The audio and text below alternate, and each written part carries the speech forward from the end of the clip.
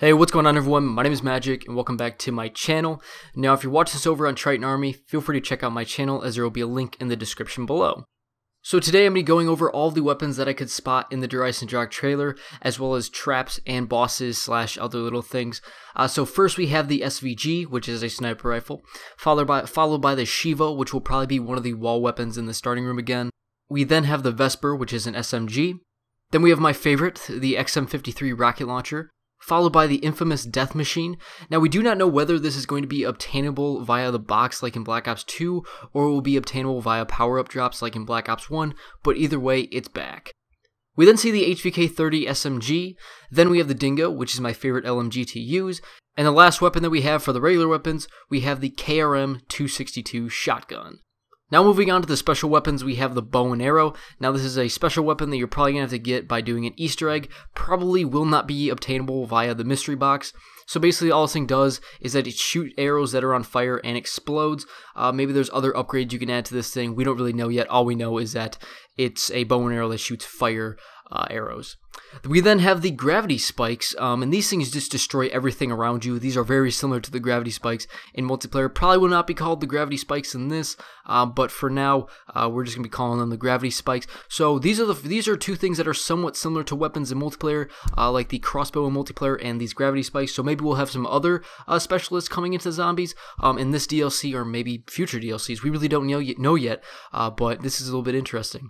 And now the last weapon for like the special weapons, we have the monkey bombs, and it's just nice to see these little guys back.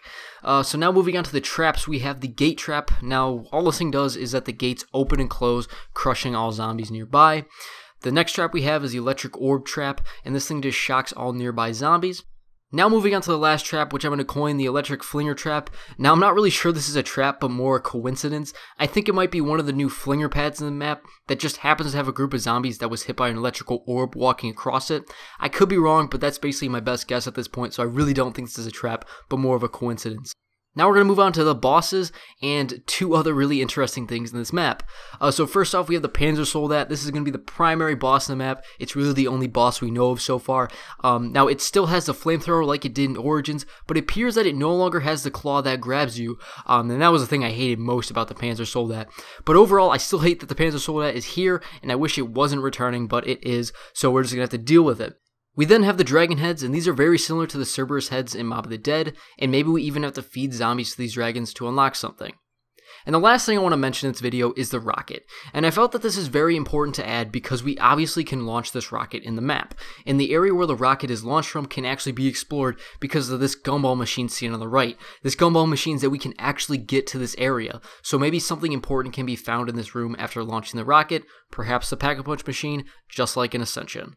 And also one other thing I wanted to mention is in Ascension, the way you launched the rocket or got it to launch is you actually had to use all of the pads, the landing pads. So maybe, and this is just a guess on my part, maybe you actually have to use all of the flinger pads on this map to actually get the rocket to launch. I mean, maybe not. It depends. It depends on how important the things are in this room. If this is a really crucial step in the Easter egg, then maybe it's gonna be a little bit hard to open. But maybe if it's just where Pack-a-Punch is, it might be that. It might be that simple to open. That's really all I'm hoping for right now. Hopefully, Pack-a-Punch is easy to get to in this map, and hopefully it's not that difficult. But anyways, that is all for today's video. Hopefully you all enjoyed. If you did, feel free to hit that like button and subscribe if you're not done so already. Also, feel free to leave your thoughts and questions in the comments section below. Anyways, hopefully you all enjoyed. My name is Magic, and I'm out.